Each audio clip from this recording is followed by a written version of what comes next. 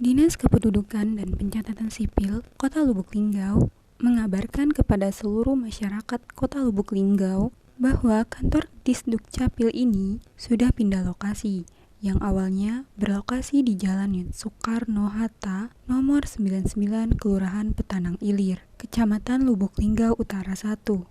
Kini sudah berpindah ke lokasi yang baru, yaitu di Jalan Yosudarso Kelurahan Airkuti Lubuk Linggau Timur 1 atau Ekskompi Unmura.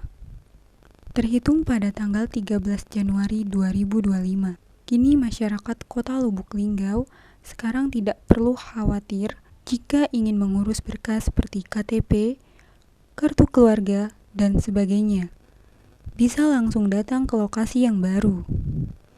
Kantor Disdukcapil yang baru sekarang sudah berada di pusat kota, tak jauh dari Simpang 4, Lampu Merah, arah bandara dan Ekskompi Kota Lubuk Linggau.